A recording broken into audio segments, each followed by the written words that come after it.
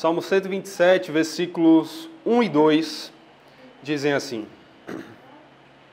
Se o Senhor não edificar a casa, em vão trabalham os que a edificam. Se o Senhor não guardar a cidade, em vão vigia a sentinela. Será inútil levantar de madrugada, dormir tarde, comer o pão que conseguiram com tanto esforço. Aos seus amados Ele dá enquanto dormem. Como é que você age quando tem muita coisa para fazer? Como fica a sua vida quando você tem muitas obrigações, muitas tarefas para cumprir? Será que você acorda mais cedo? Tenta começar o dia logo se dedicando àquelas tarefas? Será que você dorme mais tarde, indo até o último segundo daquele dia, até o olho não conseguir mais ficar aberto, se dedicando para cumprir as suas atividades? Seja algum projeto de um trabalho, alguma atividade da universidade, escola, ou mesmo algum outro tipo de tarefa que você tem para cumprir e que lhe deixa preocupado com a execução. Você anda ansioso quando tem muita coisa para fazer? E como é que você dedica tempo ao Senhor nesses dias? Será que você passa mais ou menos tempo com Ele quando as obrigações parecem reduzir os minutos que nós temos naquele dia? Porque é engraçado, né? Quando nós estamos nos divertindo, parece que o tempo passa rápido. Mas quando nós temos muita coisa para fazer, as coisas tanto passam rápido por um sentido, parece que não conseguimos alcançar a velocidade necessária para concluirmos o que temos, como também cada minuto é difícil, é pesaroso. Mas e como é que nós deveríamos agir? Será que é assim? Martinho Lutero uma vez disse: hoje eu tenho tanta coisa para fazer que precisarei passar as primeiras 3 horas em oração para conseguir cumpri-las. Olha que interessante. Parece contraditório, né? Quando a gente tem muita coisa para fazer, a primeira coisa que nosso coração nos inclina é: não, eu vou deixar o devocional de lado hoje, Deus vai entender porque eu preciso terminar isso aqui. Não, eu vou deixar de lado minha oração porque eu preciso correr. No máximo aquela coisa: Senhor, tem misericórdia e vamos que vamos. Mas será que nós deveríamos fazer isso? Será que isso não demonstra uma arrogância de achar que nós podemos fazer as coisas sem Deus? Será que isso não nos faz esquecer que nós somos dependentes de Deus? É isso que as Escrituras nos ensinam, que nós somos dependentes do Senhor. A cidade de Edimburgo, inclusive, na Escócia, derivou o seu moto, o seu lema, a partir de uma frase que aponta para esse versículo aqui em latim, que significa Nisi Dominus frustra. Sem o Senhor, tudo é vão. Sem o Senhor, tudo é vão. Se você se dedica a 1001 coisas sem o Senhor, aquilo é vão, aquilo é inútil, aquilo é fútil. Aquilo é vão porque você não está fazendo, se o Senhor está esquecido, você não está fazendo para o Senhor. Não tem como fazer para o Senhor se o Senhor foi a primeira coisa que você esqueceu para executar aquela tarefa. Aquilo é vão, aquilo é fútil porque você não está fazendo em dependência do Senhor, buscando a capacitação do Senhor. E aquilo é vão, aquilo é fútil, porque aquilo não trará uma recompensa eterna ou terá um valor eterno se você não estiver naquele que pode nos dar a satisfação eterna. E é por isso que as Escrituras como um todo, e esses 2 versículos aqui muito claramente, nos lembram que tudo depende do Senhor. De forma que sem Ele, até o nosso esforço é inútil, e com Ele, até o nosso descanso é frutífero. Vamos ver como é que isso está manifestado aqui nesse texto? O versículo 1 e a primeira parte do versículo 2 nos mostram que, sem o Senhor, até o nosso esforço é inútil. Na verdade, os Salmos, eles têm, antes dos versículos, o seu título. Se você olhar, praticamente todos os Salmos vão ter um título. E o título desse aqui é Cântico de Peregrinação de Salomão. Mas o de Salomão aqui, provavelmente, aliás, não é uma questão de autoria de Salomão, mas é uma coisa dedicada a Salomão. O cântico de peregrinação é um cântico que era feito quando os peregrinos judeus que estavam espalhados retornavam a Jerusalém, retornavam ali ao local do templo para adorar ao Senhor nas festas e nos momentos de consagração. E como esse caminho era feito por muitos e era um caminho também cheio de perigos, nós temos nos Salmos uma seção que vai ser repleta apenas desses salmos, dos cânticos, dos salmos de peregrinação. Salmos que deveriam ser cantados enquanto os peregrinos se dirigiam então ao templo, se dirigiam a Jerusalém para adorar ao Senhor. Salmos que lembravam a esses homens que mesmo em meio aos perigos o Senhor estava com eles. Lembravam a esses homens que tudo dependia do Senhor e era para o Senhor. E aqui nós vamos ver esse salmo, esse cântico de peregrinação, lembrando esses homens, mas não somente a eles em um primeiro momento, mas também a nós que estamos hoje no século 21 meditando nele, que a busca ao Senhor e, na verdade, qualquer ação, ela só pode ser feita pela capacitação do Senhor. E por isso nós não precisamos andar ansiosos, mas podemos descansar no Senhor. Porque em contrapartida, se fazemos sem Ele, até a nossa maior dedicação, o projeto mais detalhado e supostamente infalível, irá fracassar. Esse salmo é apresentado como para Salomão, ou de Salomão, porque ele está se referindo tanto à casa, e casa aqui num primeiro momento é a casa literal, mas também nos lembra do templo, a casa de Deus, que foi construída por quem? Por Salomão, como também fala da guarda da cidade, a cidade de Jerusalém, que teve o seu ápice ali no reinado de Salomão. Então são coisas que estavam tão associadas a Salomão, o autor inclusive dos provérbios que nós temos e do livro de Eclesiastes, que aqui é dedicado a Salomão, mas é claro, não como um louvor a Salomão, mas um louvor ao Deus de Salomão. E o salmo vai começar dizendo: se o Senhor não edificar a casa, em vão trabalham os que a edificam. Como eu falei, a casa aqui, em um primeiro momento, tem sim um sentido literal de casa física. Aqui nós estamos numa casa, estamos fazendo um culto numa casa. E para que uma casa seja estabelecida, é necessário trabalho, é necessário esforço, é necessário dedicação, que pessoas venham e construam os seus alicerces e as suas paredes, a sua estrutura. E para fazer isso, as pessoas têm que se dedicar arduamente, não é um trabalho simples, ainda mais naquela época.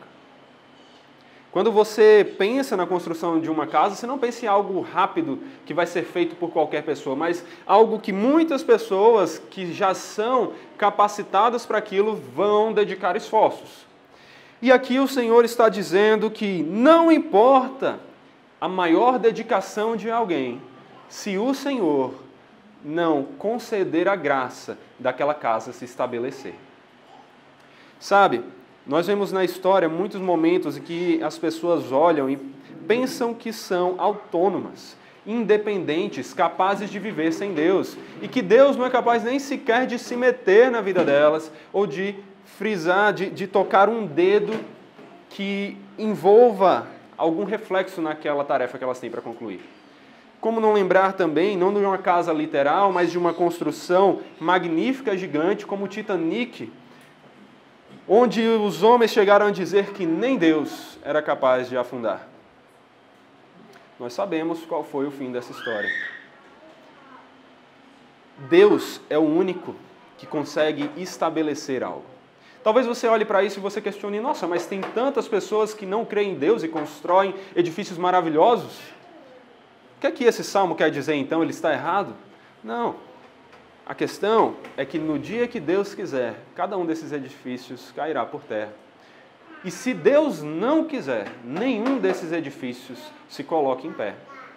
Deus também derrama da sua graça comum sobre outras pessoas. Mesmo aqueles que não são cristãos, ainda desfrutam de um favor que eles não mereciam, mas que é a bênção de Deus em suas vidas.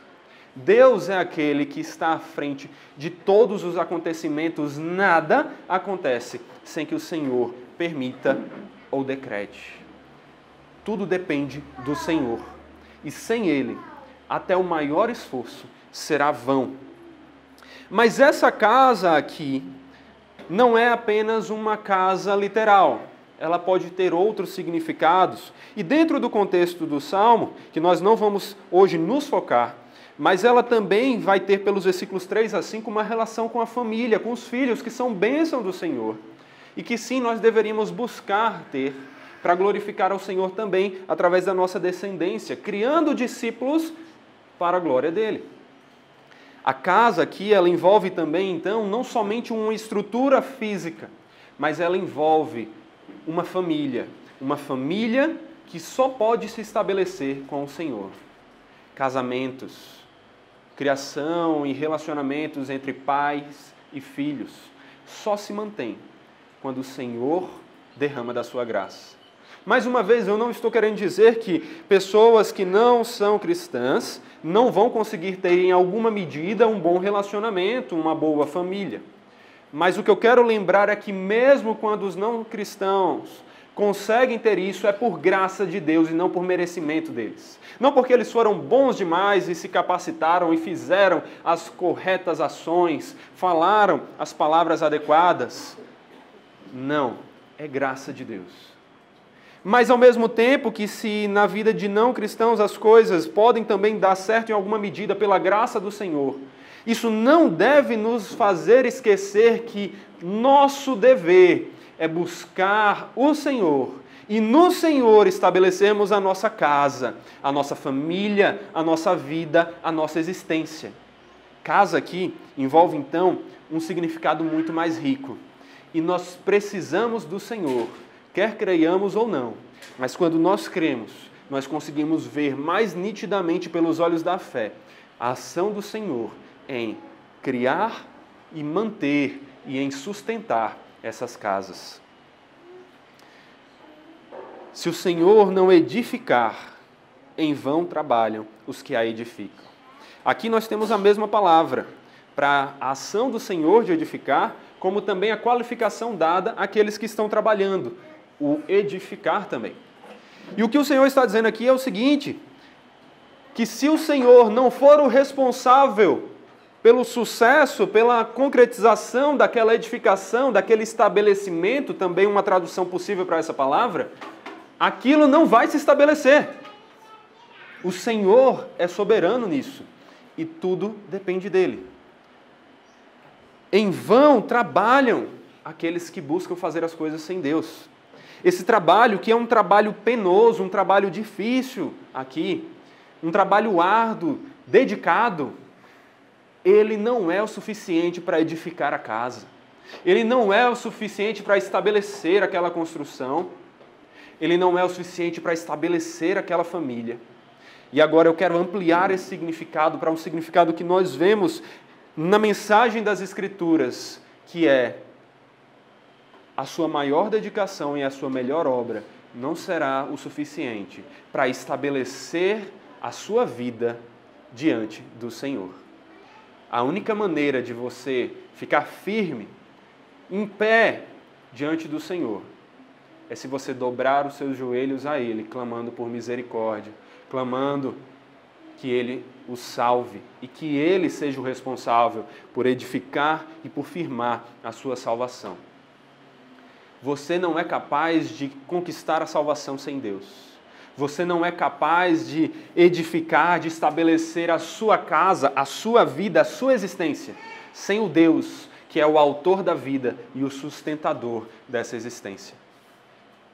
Se você tem tentado viver sem o Senhor, você vai fracassar. E a sua vida será vã, será fútil, será inútil. Essa palavra aqui, que no versículo 1 está como em vão, ela aparece mais 3 vezes nesse texto. Ela aparece logo na segunda parte desse versículo 1 também, quando diz, se o Senhor não guardar a cidade, em vão vigia a sentinela. Como também no versículo 2, onde é dito, será inútil levantar de madrugada. E essa palavra inútil aqui no hebraico é a mesma palavra que é traduzida como em vão no versículo anterior. Olha a ênfase desses versículos na inutilidade das ações e da dedicação e do esforço sem o Senhor. É por isso que, sem Deus, até o nosso maior esforço, a nossa maior dedicação, será vã, será inútil. Será inútil também não só por causa de uma questão de sem que Ele abençoe não se concretizará, como também mesmo que se concretize, se for aquilo uma meta, uma busca que você tem em si mesma, algo que você coloca o valor em si mesmo, esse é seu alvo, ele é um alvo fútil.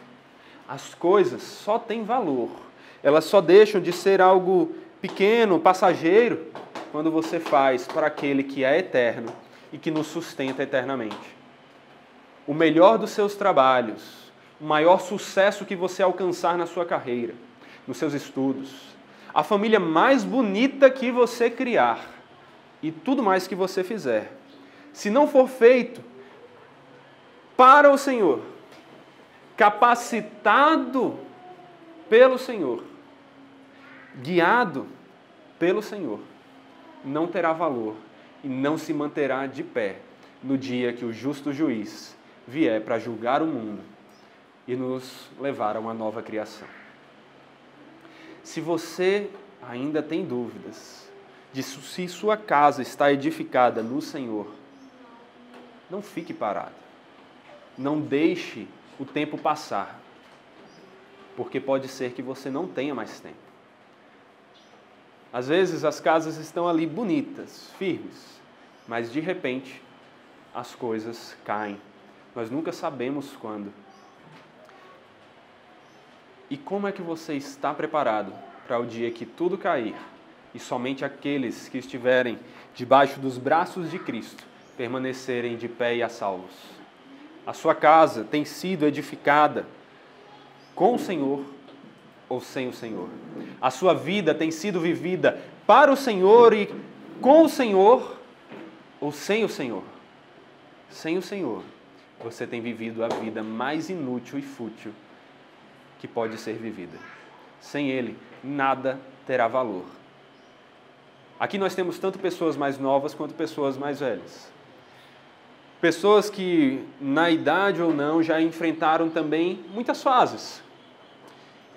E geralmente aqueles que são mais velhos conseguem perceber um pouco mais disso que eu estou falando, algo que os mais novos têm um pouco mais de dificuldade, de perceber que se você construir tudo e alcançar todas as suas metas, mas não estiver com o Senhor, todas elas parecerão insossas, parecerão sem graça, nada demais depois de alcançadas.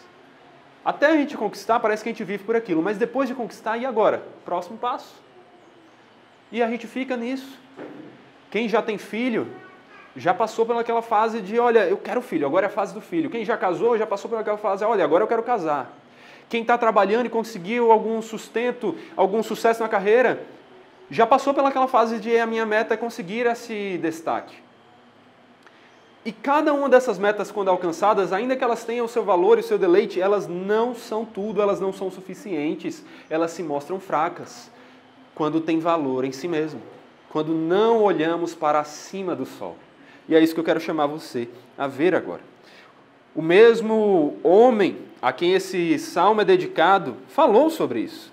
Ele falou sobre uma dedicação que é feita sem que nós consigamos olhar acima do sol. E eu vou explicar um pouco mais sobre isso, mas antes eu quero que vocês abram suas Bíblias comigo, de preferência deixem o Salmo 127 marcado, porque a gente vai voltar, mas abram suas Bíblias comigo em Eclesiastes capítulo 2, onde você vai ver um dos homens mais bem-sucedidos da história, um dos homens mais sábios que já viveram, com os maiores feitos, com uma vida de paz e de abundância, descrevendo o que ele conquistou e como ele conseguiu olhar para isso depois que estava conquistado. Nós vamos ler uma seção considerável, peço que vocês acompanhem.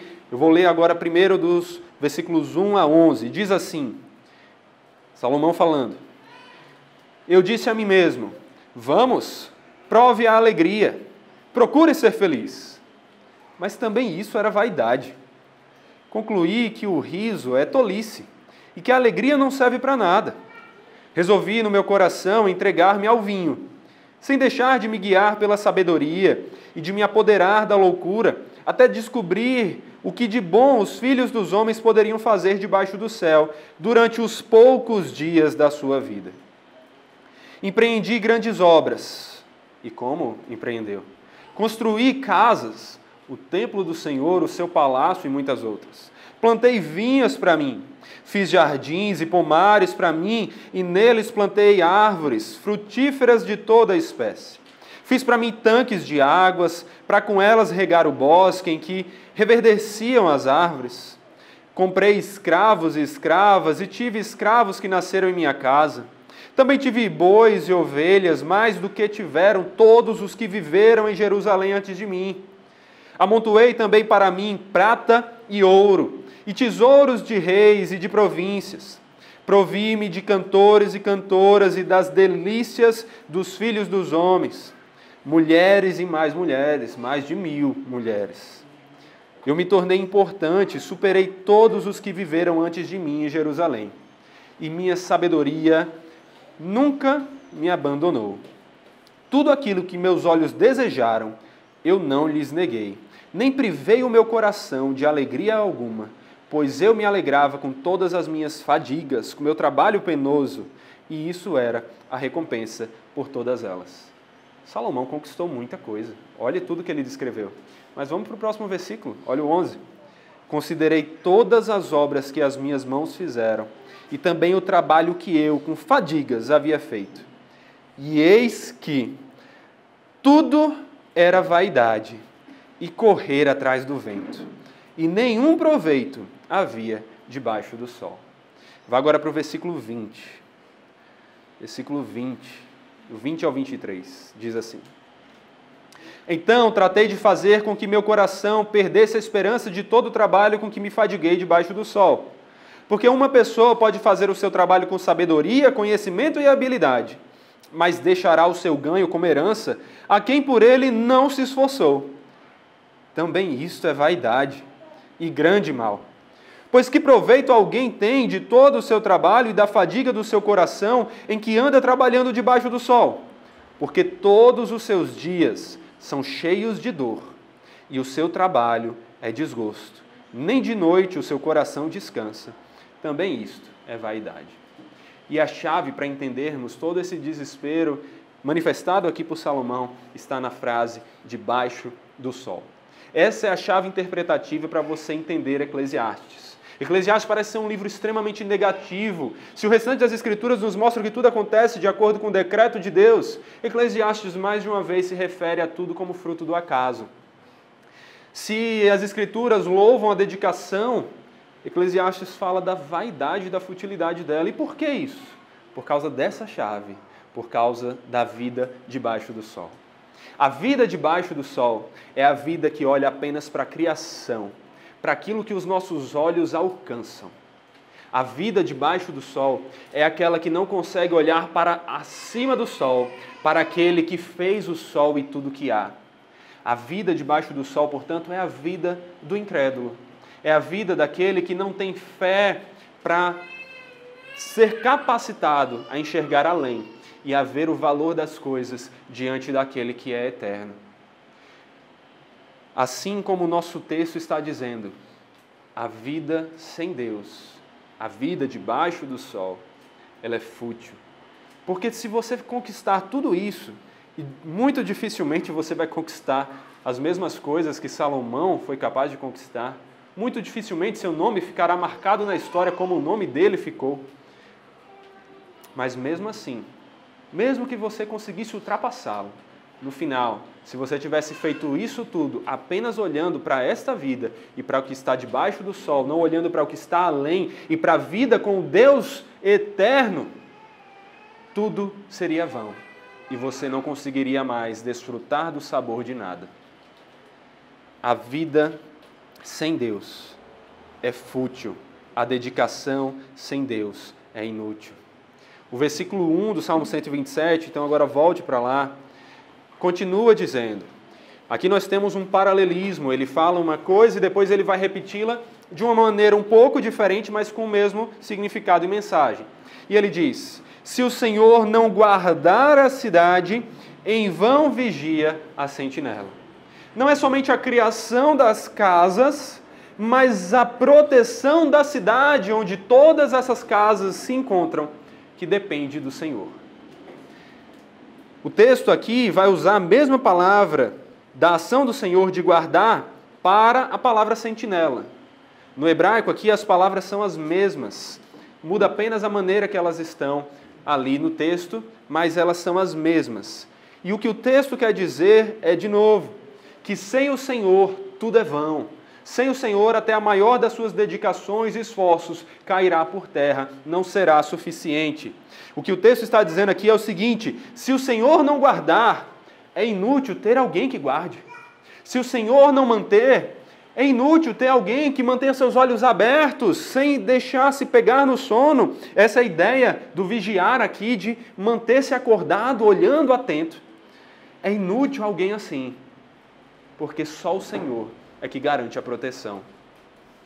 Não adiantam essas cercas elétricas, os muros, não adiantam o seu condomínio, não adianta a proteção dos airbags do seu carro, ou o seu seguro de vida, seu plano de saúde, nada disso vai proteger nada, se não for o Senhor que lhe guarda.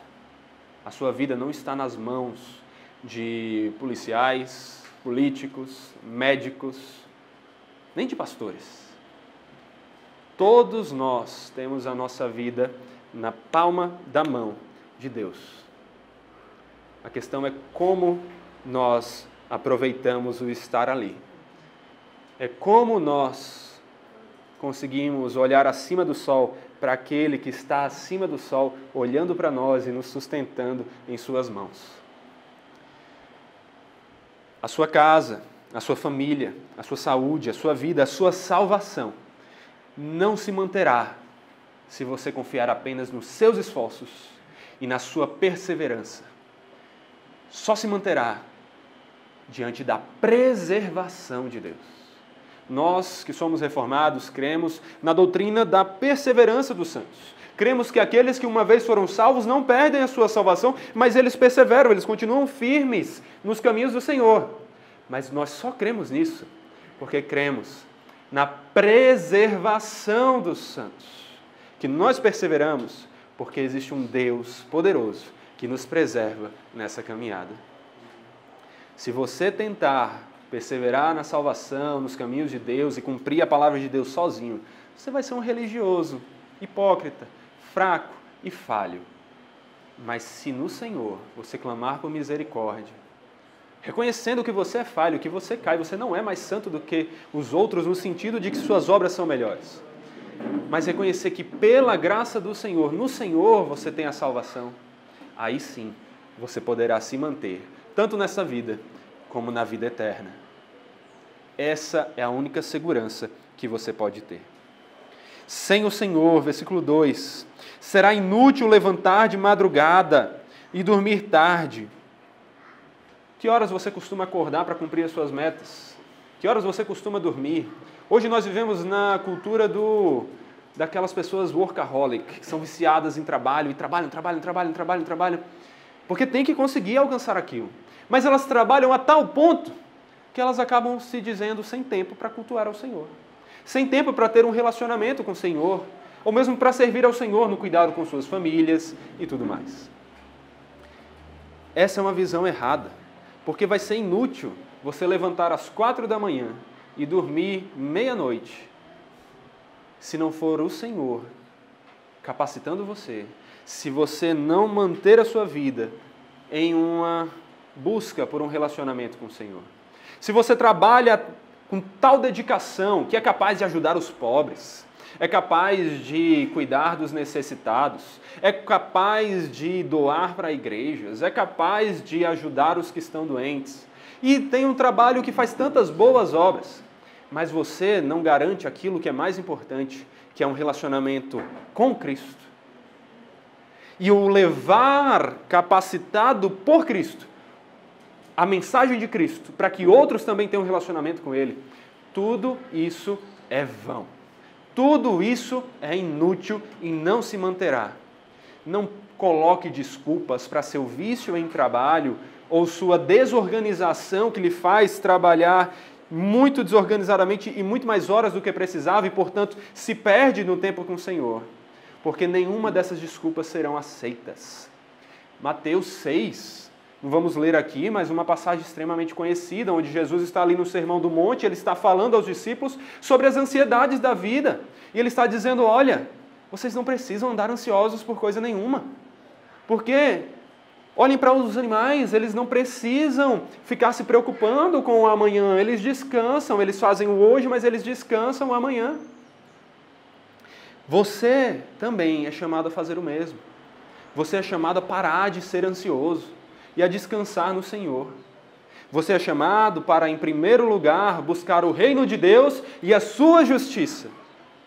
E então, todo o restante será acrescentado. Olha só, pelo menos esses últimos 2 versículos valem a pena de ser lidos.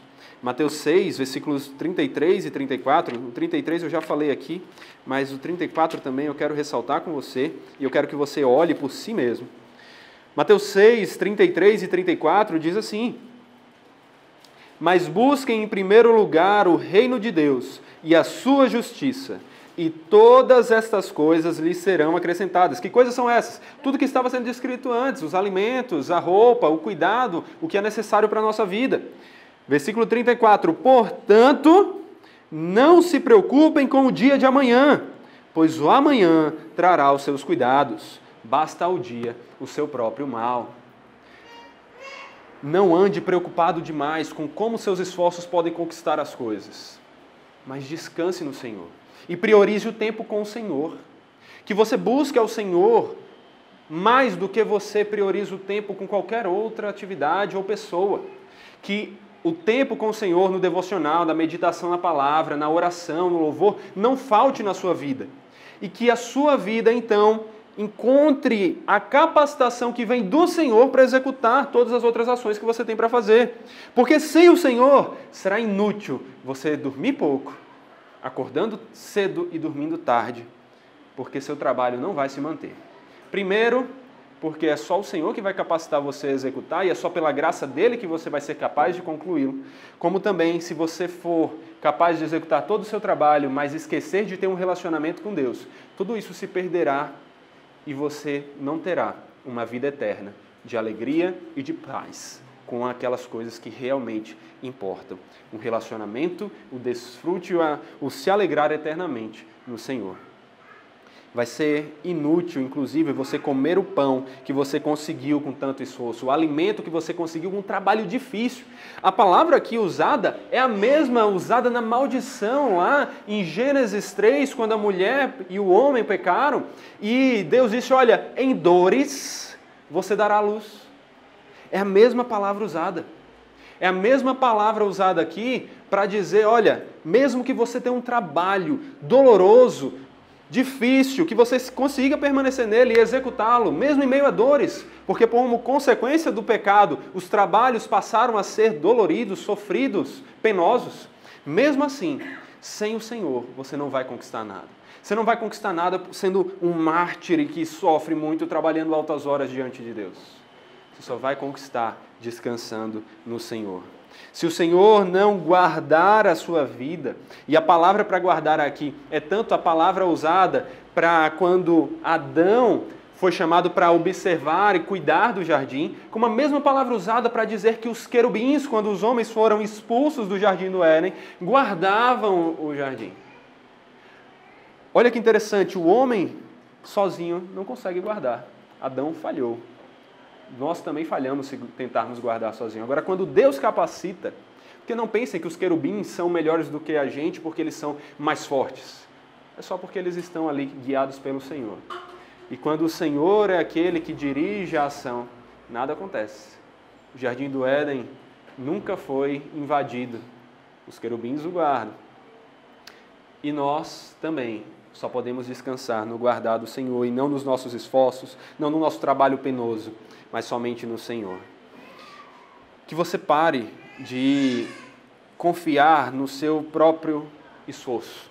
Deuteronômio 8, 17 a 18 diz assim: portanto, não pensem, a minha força e o poder do meu braço me conseguiram essas riquezas. Pelo contrário, lembrem-se do Senhor seu Deus, porque é Ele quem lhes dá força para conseguir riquezas, para confirmar a sua aliança, que sob juramento prometeu aos pais de vocês, como hoje se vê. Não confiem em si mesmos, não se exaltem, mas exaltem ao Senhor, porque é somente Ele que vai capacitar cada um de vocês a cumprir o que precisa cumprir. Um texto que eu gosto demais, de 1 Crônicas, capítulo 29, 11 a 12, diz assim: Teu, Senhor, é o poder, a grandeza, a honra, a vitória e a majestade, porque Teu é tudo o que há nos céus e na terra. Teu, Senhor, é o reino, e Tu te exaltastes como chefe sobre todos. Riquezas e glória vêm de Ti. Tu dominas sobre tudo, e na Tua mão há força e poder. Contigo está o engrandecer e dar força a todos.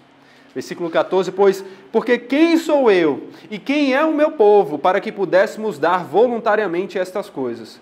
Porque tudo vem de Ti e das Tuas mãos Tu damos.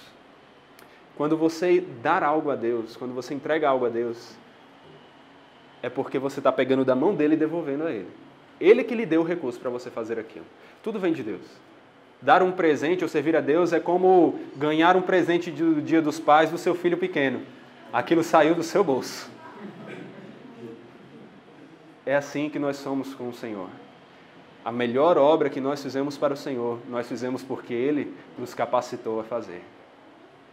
Não descanse nas suas próprias obras, mas lembre o que Jesus disse, João 15, do 4 a 5, permaneçam em mim e eu permanecerei em vocês. Como o ramo não pode produzir fruto de si mesmo, se não permanecer na videira, assim vocês não podem dar fruto, se não permanecerem em mim. Eu sou a videira, vocês são os ramos. Quem permanece em mim e eu nele, esse dá muito fruto, porque sem mim vocês não podem fazer nada. Que a coisa mais importante na sua vida seja permanecer, encontrar e permanecer em Cristo, porque só assim você será capacitado a descansar no Senhor, naquele que cuida de nós, naquele que é o responsável por preparar a nossa casa, a nossa morada eterna, a nossa vida com Ele. João 14, do 1 ao 7, ele diz assim, que o coração de vocês não fique angustiado. Vocês creem em Deus, creiam também em mim. Na casa de meu Pai há muitas moradas. Se não fosse assim, eu já lhes teria dito. Pois vou preparar um lugar para vocês. E quando eu for e preparar um lugar, voltarei e os receberei para mim mesmo, para que onde eu estou, vocês estejam também. E vocês conhecem o caminho para onde eu vou. Então Tomé disse a Jesus, não sabemos para onde o Senhor vai. Como podemos saber o caminho?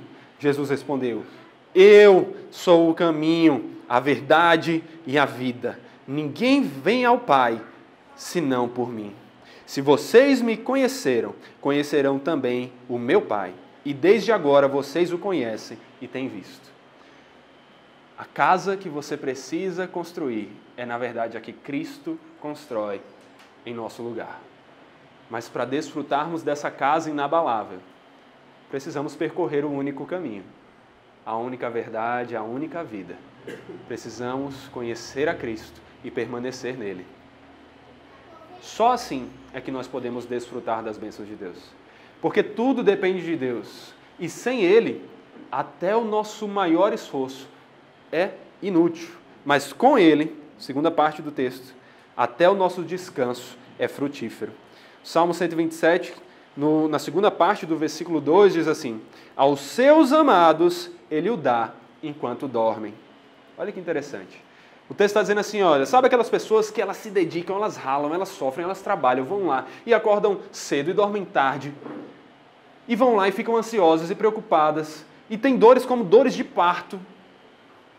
E acham que são capazes de construir as suas cidades e de construir as suas casas, de proteger a sua cidade. Todas elas fracassarão sem mim. Mas aqueles que descansam em mim, até o seu descanso será frutífero, será recompensado, produzirá, terá resultados. Esse texto, obviamente, não está querendo enfatizar a preguiça. A Bíblia é contra a preguiça. Você vê o próprio Salomão, a quem esse salmo é dedicado, várias vezes usando inclusive da imagem da formiga para dizer que nós não devemos ser preguiçosos, devemos ser dedicados, devemos cuidar.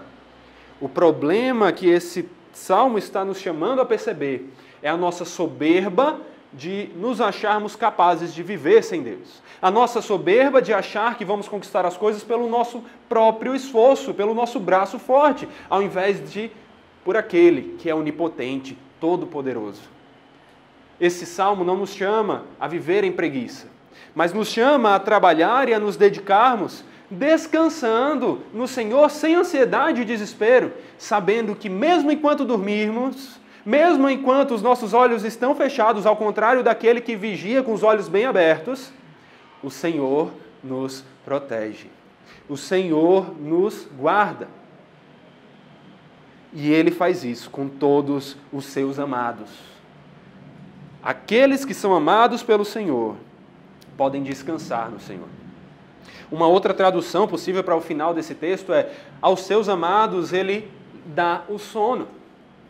Como um contraste com aqueles que levantam cedo e dormem tarde, Deus dá o descanso e tira a insônia e deixa com que o nosso coração descanse sabendo que Ele está no controle.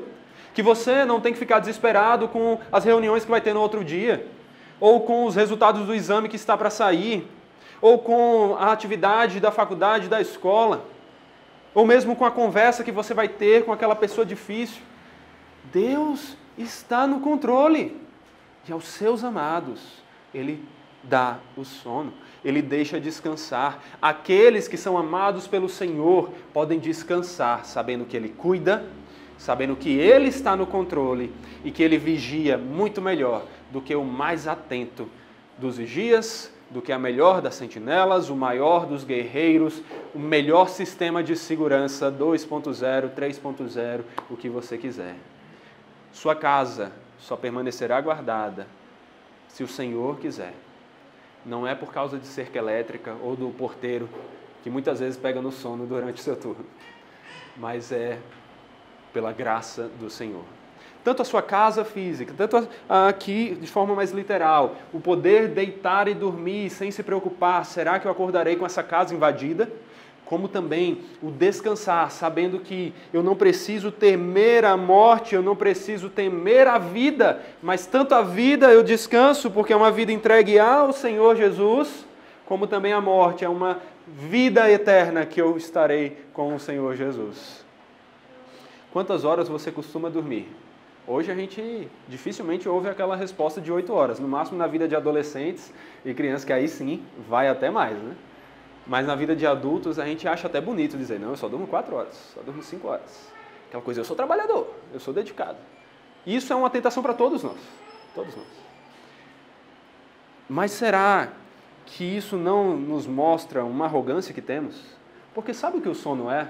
Ele não é uma maldição de Deus. Poxa Deus, por que eu preciso dormir? Eu deveria conseguir ficar acordado 24 horas, eu ia produzir muito mais. Parece que a gente, nossa sabedoria finita, quer dar ideias para como Deus deveria ter feito para a gente glorificar mais a Ele, né? Quando Ele, que sabe tudo, tomou a melhor das suas decisões e decretou que sim, você precisa dormir, você precisa descansar. Não adianta 1 litro de café com Red Bull, você precisa de descanso. O sono é uma bênção de Deus para nos lembrar da nossa limitação, que somos seres frágeis, que precisam de descanso, enquanto Ele, que é onipotente, que é eterno, que é soberano, não precisa de nada disso, mas nos guarda até em nosso descanso.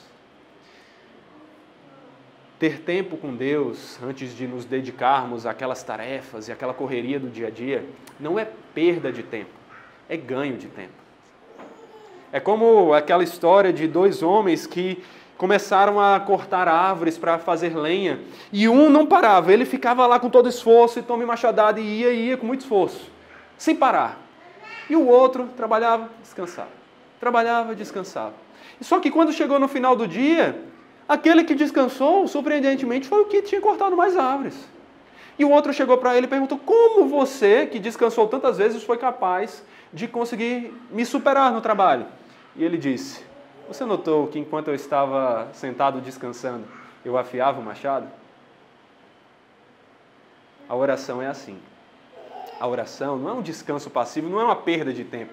Ela é um ganho de tempo, ela é o afiar o machado, ela é o nos capacitar para viver com muito mais eficiência para a glória de Deus. Afinal, se eu vou viver para a glória de Deus, o que melhor do que buscar no próprio Deus as capacitações que eu preciso para isso?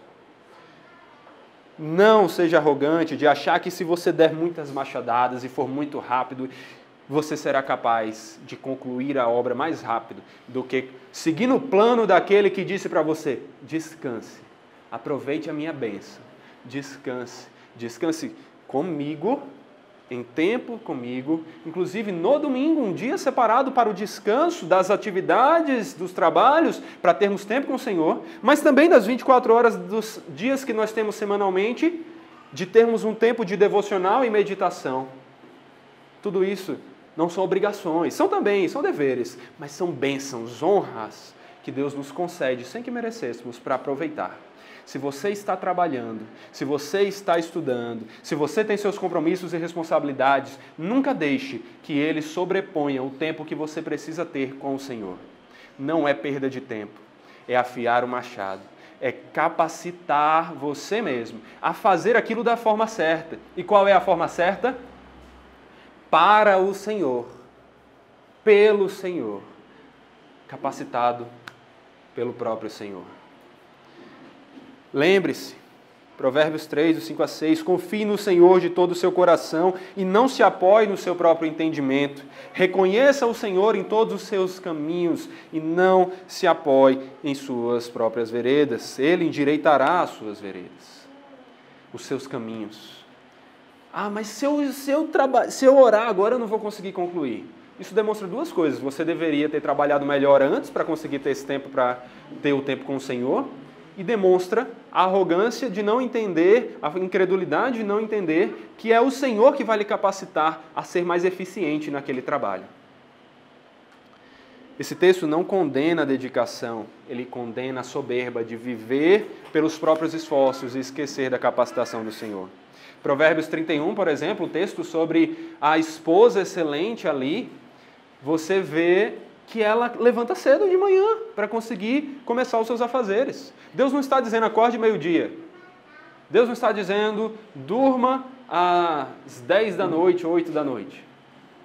Deus está lhe lembrando que sim, é importante que você saiba dormir, você saiba descansar, mas você saiba trabalhar. Mas saber trabalhar não é confiar no seu próprio mérito e na sua capacidade, e sim fazer as coisas com equilíbrio. E o equilíbrio correto não é assim, nem o trabalho aqui e Deus aqui. O equilíbrio correto é assim. É Deus aqui em primeiro plano e o resto, Deus mesmo vai erguer. Deus mesmo vai manter. Deus mesmo vai guiar. Coloque em primeiro lugar o reino de Deus e a sua justiça. Priorize tempo com Deus. Que tal começar o dia com Deus? Talvez você seja até aquelas pessoas que matinalmente não conseguem produzir muito, funcionar muito. Se for seu caso, ok. Não faça o seu devocional de manhã. Faça no momento que você está mais disposto. Dedique o seu melhor horário do dia para Deus. Mas, no mínimo, comece o dia com uma breve oração. Uma oração de lembrar: Senhor, eu preciso do Senhor. Me capacite. E no seu momento de devocional, clame ao Senhor: Senhor, me ajude. Eu preciso fazer isso, isso e isso amanhã. Eu preciso fazer isso e isso hoje. Eu preciso da sua capacitação, eu quero fazer para que o seu nome seja louvado. Vem comigo e me guie. Comece o dia com Deus, priorize tempo com Deus, não ande ansioso por coisa nenhuma.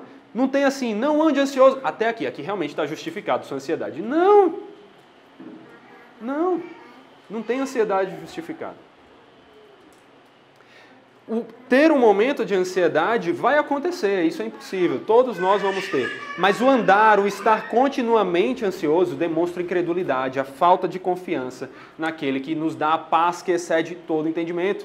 Por isso que nós vamos ver lá em Filipenses, Deus dizendo assim, olha, coloquem diante de Deus, né, todas as suas preocupações, todos os seus problemas, as suas lutas, por meio de súplicas, de ações de graça, pedindo ao Senhor. E a paz que vem dele, que supera todo entendimento, preencherá o vosso coração. Quando você andar muito preocupado, porque tem muita coisa para fazer, não se desespere e corra para fazer as coisas. Gaste tempo orando e se dedicando ao Senhor. Como Lutero, gaste horas orando ao Senhor.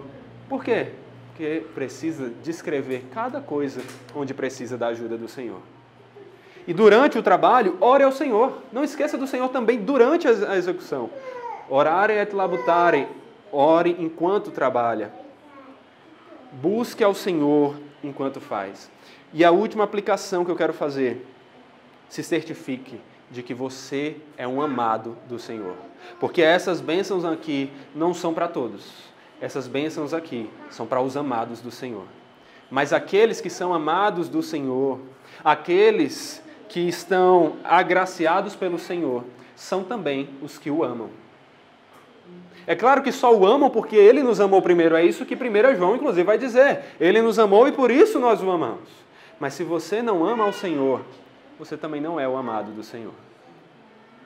Se você não está no Senhor, não espere encontrar salvação no Senhor. Busque ao Senhor e o ame. Busque ao Senhor não tentando se salvar pelos seus próprios méritos, como alguém que tenta guardar a cidade pelas próprias forças, mas clamando por misericórdia, dizendo, Senhor, eu preciso de Ti. Me salve, me guarde, me proteja, me estabeleça diante do Senhor, para que no dia do julgamento eu não seja quebrado, mas me mantenha como aquele que ouviu as palavras do Senhor e executou, aquele que é comparado a quem constrói a sua casa em bons firmamentos, e não como aquele que ouviu as pregações dos domingos, a palavra na semana, e não seguiu, que foi como aquele que construiu a sua casa na beira da praia, e vieram as ondas, e vieram o temporal, e derrubou. Se você quer desfrutar dessas bênçãos, da maior de todas as bênçãos, de viver em um relacionamento com o Senhor, está estabelecido diante dele, clame ao Senhor, reconheça então o amor dele e em resposta o ame. Mas Jesus mesmo diz, aquele que me ama guarda os meus mandamentos. Não para ser salvo, mas porque foi salvo. Não para ser amado, mas porque reconheceu o amor de Cristo. E aquele que me ama, esse também será amado por meu Pai, e eu também o amarei e me manifestarei a ele. Se você entende quem Deus é, você perceberá que não é contradição começar o dia e dedicar mais tempo a Deus para conseguir fazer mais trabalho. É, na verdade, a lógica, é a conclusão racional. Não adianta ser o homem mais trabalhador do mundo se você não tem comunhão com Deus. Jesus vai falar em Mateus 16 que do que adiantará o homem ganhar o mundo inteiro e perder a sua alma? Pois o que o homem poderá dar em troca da sua alma? Só em Jesus a vida tem razão. Seu trabalho só tem algum valor se for feito para o Senhor, capacitado pelo Senhor. Sua vida só tem valor se for feita para o Senhor. Seu relacionamento, qualquer coisa que faça parte do seu dia a dia, tem que estar sendo feita para o Senhor e com o Senhor. Peter Marshall, falecido capelão do Senado dos Estados Unidos, disse certa vez em uma oração: ó Senhor, perdoa-nos por pensarmos que a oração é uma perda de tempo. E ajuda-nos a ver que sem a oração, o nosso trabalho é uma perda de tempo. Que assim, em resposta a isso, já comecemos a colocar em prática essa vida de mais oração, tempo com o Senhor e dedicação, orando agora em resposta ao que ouvimos. Senhor, nos ensine, Pai, que a oração não é uma perda de tempo e que o nosso trabalho é vão, é fútil sem a oração. sem o tempo com o Senhor, sem que seja feito para o Senhor e capacitado pelo Senhor. Nos faça lembrar que com o Senhor até o nosso descanso é frutífero, mas sem o Senhor a maior das nossas dedicações, o maior dos nossos feitos e realizações será fútil, inútil, não se manterá, nem terá valor. Nos faça olhar acima do sol, para não vivermos uma vida de muito sucesso abaixo dele, mas uma vida que se demonstra vazia, como correr atrás do vento. Que olhemos acima do sol, para aquele que brilha mais do que o sol. E no Senhor encontremos a nossa alegria, encontremos as tuas bênçãos, a tua graça, a tua salvação. Que o Senhor nos estabeleça na tua presença, não pelo nosso esforço em perseverar e conquistar a salvação, mas pela tua graça de nos preservar na tua salvação, nos preservar nos teus braços. Que façamos a nossa parte, cumpramos a responsabilidade humana, mas que descansemos na soberania divina. Nos dê o equilíbrio correto entre essas duas verdades e que tudo isso seja feito para a tua glória, capacitada pelo próprio Senhor. Que o Senhor nos capacite a glorificar o teu nome, porque sem o Senhor já falhamos, sem o Senhor tudo é em vão, nada será possível. Nos transforme, que cada um aqui saia querendo orar mais. Já comece, Pai, a partir de hoje, a partir de amanhã, se já orava, ore mais, medite mais na palavra, leia a Bíblia anualmente, leia a Bíblia inteira, conheça de verdade, tenha um relacionamento com o Senhor, anuncie testemunho do teu Evangelho e lembre que não é perda de tempo servir ao teu nome. Que lembre que não é perda de tempo estar aqui no domingo, ouvindo a tua palavra, servindo e conhecendo e tendo comunhão uns com os outros. Que valorizemos o tempo com o Senhor e o tempo com os nossos irmãos em culto ao Senhor, mais do que o nosso próprio trabalho. Não nos deixe ser como aqueles que nunca faltam ao trabalho, mas sempre faltam aos cultos. Que o Senhor nos faça valorizar aquilo que é maior e amar ao Senhor e viver para o Senhor em dependência do Senhor. Nos abençoe, Senhor, em Cristo, porque sem o Senhor já falhamos. Em nome dele que oramos, hoje e sempre. Amém.